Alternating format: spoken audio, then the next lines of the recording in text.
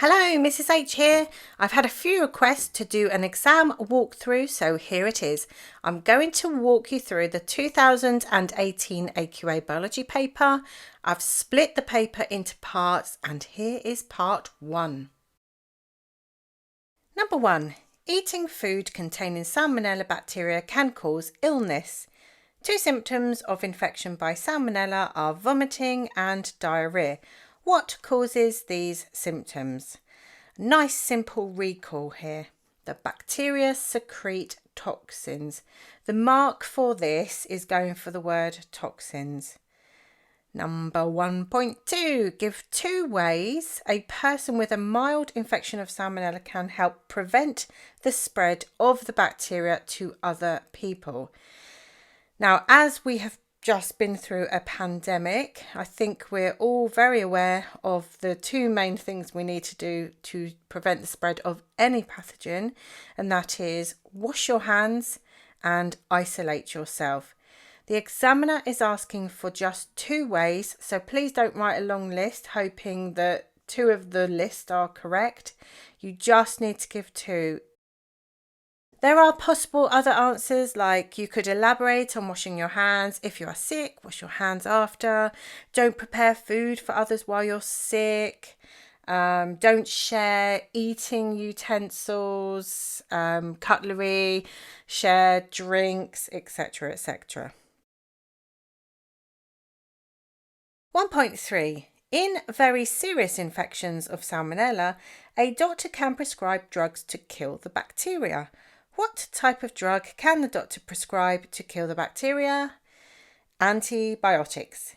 Remember, antibiotics can only kill bacteria. They can't be used for viral infections because they can't kill viruses. 1.4. A person with AIDS, that stands for acquired immunodeficiency syndrome. So that person has a deficient immune system. A person with AIDS may take longer than a healthy person to recover from a Salmonella infection. Explain why. Well, their immune system is weakened, meaning they have fewer white blood cells to kill the Salmonella bacteria. You're also allowed here to put the person is immunocompromised, and if there are fewer white blood cells, then fewer antibodies are released, or maybe you might have said that less phagocytosis occurs, or perhaps that you would make fewer antitoxins. You could have said all of those, but the most obvious one is the one written here. 1.5. Salmonella bacteria can be transmitted from chickens to humans. Chickens can be vaccinated to prevent the transmission of Salmonella bacteria to humans. Suggest one other way farmers could prevent the transmission of Salmonella from chickens to humans. One of the most obvious answers here is to give the chickens antibiotics. And remember, you're only allowed to say one thing. However, there are some other possible answers you could give, such as keep the infected chickens isolated, or slaughter them or remove them from the other chickens. A restaurant owner employed a scientist to test the effectiveness of 2 kitchen cleaning liquids. The scientist took samples from 2 work surfaces before the surfaces had been cleaned with the cleaning liquids, and then after the surfaces had been cleaned with the cleaning liquids. The samples were then analysed for the number of bacteria they contained, and the results are shown in figure 1. So we can have a look here at this bar chart. We have got our cleaning liquid A along the x-axis and cleaning liquid B, sink and table with both cleaning liquids, and we have a key for before and after cleaning. It's a good idea to look at a graph first before moving on to what the actual question is. Try and understand what the graph is showing first. And the actual question of 1.6 is, which cleaning liquid is more effective? Give a reason for your answer. You need to look back at the bar chart, and it is difficult to see specifically which cleaning liquid at a glance. So you need to write the number of bacteria at each situation. So for example, if we take the sink before it was cleaned with cleaning liquid A, there were 140 times 10 to the 3 bacteria. And then after cleaning, it decreased to 25 times 10 to the 3, a decrease of 115.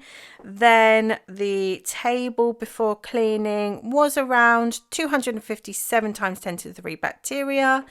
After cleaning was 57 times 10 to the 3 bacteria, a decrease of 200. And then the sink with cleaning liquid B before is 157 times 10 to the 3 bacteria. After cleaning is 20 times 10 to the 3 bacteria. That is a decrease of 137. And lastly, the table before cleaning with liquid B was 245 times 10 to the 3 bacteria, 40 times 10 to the 3 after cleaning, which is a decrease of 205. Now, once you have those numbers on the graph, you can clearly see, without a doubt, cleaning liquid B is the most effective because there is a greater reduction in the number of bacteria in both locations. The scientists investigated the effect of cleaning liquid A and cleaning liquid B on Salmonella bacteria grown in a laboratory. Figure 2 shows the way the investigation was set up. So we have our Petri dish, our Salmonella bacteria growing on the agar, and then we've got 3 filter paper discs.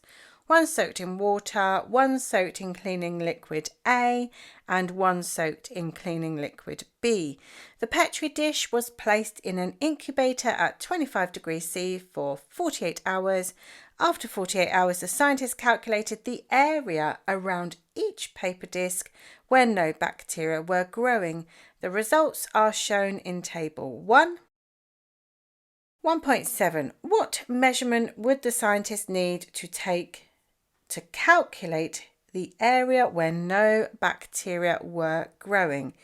This is a little bit of a trick question because immediately when you see the words calculate the area, you would think pi r squared. But the trick is that is the formula you're going to use. What is the actual measurement you need to take? And the answer is the radius, or you could also say the diameter and divide by 2. Once you have the radius, then you can use pi r squared. Question 1.8. Give one change to the investigation that would allow the scientists to check if the results are repeatable. Remember what repeatable means? It means getting the same results if the experiment was repeated. I think this question is a little bit of a misleading one.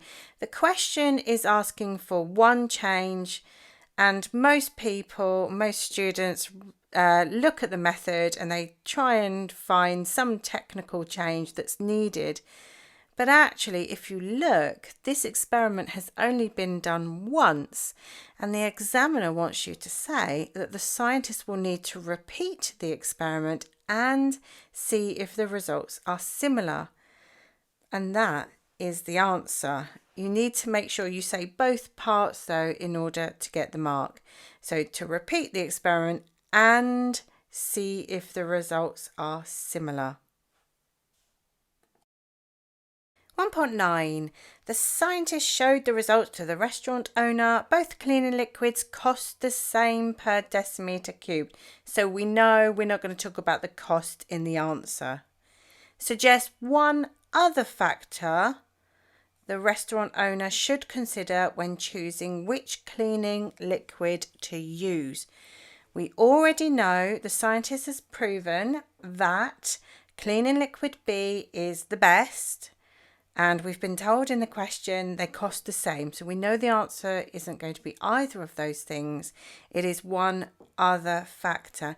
Now, as this is a restaurant, it would make sense. The most obvious answer would be that the cleaning liquid is not toxic. That would be my favourite thing to write down there. Or there are other options like considering how long the cleaning liquid lasts for, how long it's effective for. Those would be the most important ones to remember. Number 2, metabolism is the sum of all chemical reactions in the cells of the body. One metabolic reaction is the formation of lipids. Now, metabolism could be referring to the building up of big molecules from smaller ones or breaking down large molecules into smaller molecules. And you remember that lipids are made of fatty acids and glycerol. 2.1. Give one other metabolic reaction in cells. There are a few you can choose from. Remember, you're only allowed to write one. But one could be respiration because that is releasing energy from the breakdown of glucose. Another could be photosynthesis, although that doesn't occur in the body. It does occur in the cells, so is an acceptable answer here. And as in the question, it says about the formation of lipids, maybe the most obvious one for you to write was making proteins or the formation of proteins. Table 2 shows the mean metabolic rate of humans of different ages. So we can see the age in years, 5, 15, 25, 35, 45, and then we've got our males and our females with their mean metabolic rate. What 2 conclusions can be made from the data in table 2? Tick 2 boxes. So let's read the options. Remember, we've got to tick 2. As age increases, mean metabolic rate of males and females increases. Well, that's not true because in females we get a plateau. It stays the same. And in men, it is decreasing. What about males have a higher metabolic rate than females after 5 years of age? Have a look. Yes, this is true. So we'll put a tick there. The mean metabolic rate of females decreases faster than males up to 25 years of age. Yeah, that one is correct as well. 2.3. Calculate the percentage decrease in the mean metabolic rate of males between 5 years and 45 years of age. Use the equation here. Well, if we look at the table, then we can see our males between 5 and 45 years. 5 years is 53 kilojoules per meter squared per hour, and at 45 years of age, it's 36 kilojoules per meter squared per hour. So we need to pop in, to get the decrease in metabolic rate, we need to do 53 minus 36, divide it by the original metabolic rate, which is 53, then times that by 100. Gives us 17 over 53 times 100, which 32.1. How did we know to put those numbers in? Because it tells us to put the answer to 3 significant figures. Regular exercise can increase metabolic rate. 2 people did 5 minutes of gentle exercise from rest. Table 3 shows the effect of exercise on their heart rates. So we can have a see. Table 3, time in minutes, 0 to 5 minutes. So 0 minutes, they've done no exercise. That means we can take the resting heart rate there. And we can see the heart rate in beats per minute over the 5 minutes for person R and person S. 2.4. Describe 2 differences in the response of person R and person S to the exercise. Use the information from table 3. Person R's heart rate increased more slowly than person S. You may have answered that in the opposite way and said person S's heart rate increased more quickly than person R's, and that would be okay too. Second point, person S's heart rate continued to increase, but person R's heart rate leveled off. Another possible answer is that person R's heart rate rose less overall compared to person S, and that's the same thing as saying person S's heart rate rose more overall compared to person R. 2.5. Complete the line graph in figure 3 for person S. You should add the scale to the x-axis and label the x-axis. So have a look at the graph and the table. The column on the left-hand side of the table has the data in that's always going to be on the x-axis because that is your independent variable. So it's a nice little trick to remember whatever's on the left-hand side of the table goes on your x-axis. So the x-axis is time in minutes. Just use what is in the table. The numbers are nice and simple. We've got 0, 1, 2, 3, 4, 5. At 0 minutes, the heart rate was, for person S, 78 beats per minute. Make sure your cross is done with a sharp pencil so we can see how accurate your plotting is.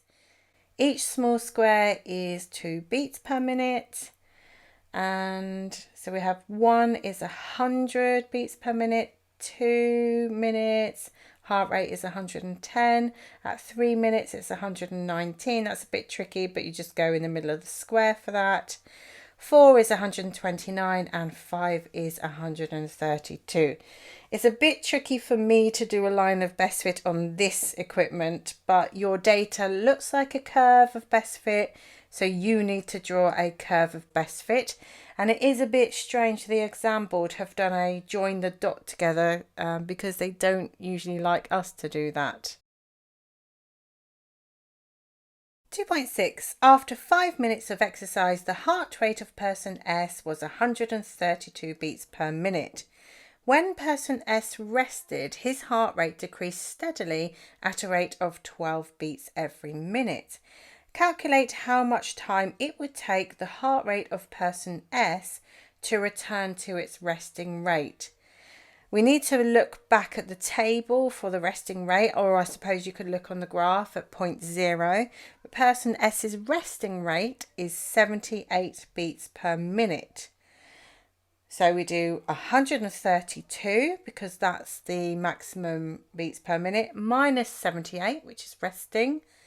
And we divide that by 12.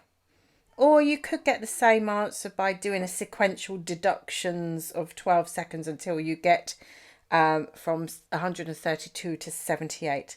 Either way, you would end up with the same answer, which is 4.5 minutes. 4.5 minutes.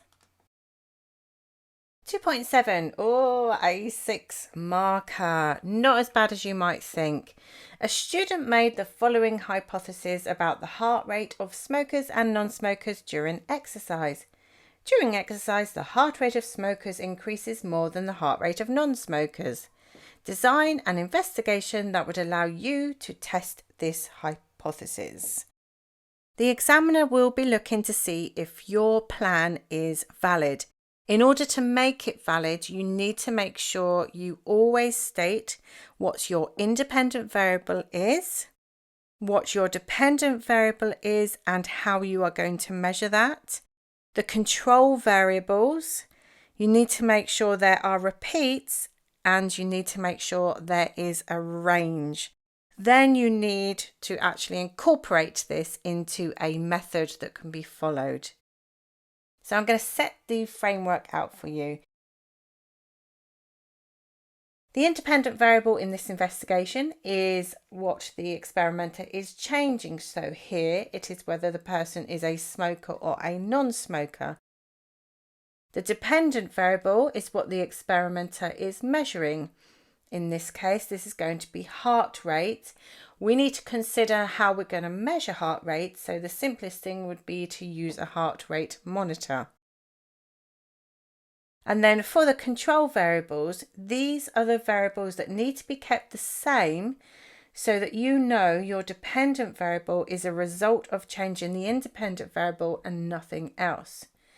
So in this case, we need to make sure that the difference in heart rate is due to whether you smoke or not. As we are dealing with humans, it is difficult to control some variables, but we have to try. You need to make sure your participants are, for example, the same biological sex, that they all do the same type of exercise at the same time of day and the same duration of time. that they are the same age, etc. Repeats. You need to make sure that there are enough people in each group. As this is a school student investigation, it would be acceptable to have 10 people per group, let's say. But if it was a big science investigation, it would have to be thousands of people. Then you normally have to put a range in. For this investigation, you're only testing 2 different types of people, smokers and non-smokers. So that's a minimal range there, but that's what you have to deal with. And then once you've considered all of those points, you have to design your method. So the actual method is just going to be very simple, isn't it? You're measuring the heart rate of smokers and non-smokers. You'll need to take their heart rate at rest. And then once they've finished their exercise, you can calculate the difference, generate a mean, and then compare the means of both sets of data. You will need to say what the exercise they're doing is. So you could have something like walking briskly on a treadmill at 5 kilometers per hour for 5 minutes, so that everybody is doing the same exercise. Thanks for watching. Stick around for part 2 coming soon, and don't forget to check out biologybreakdown.co.uk for more resources.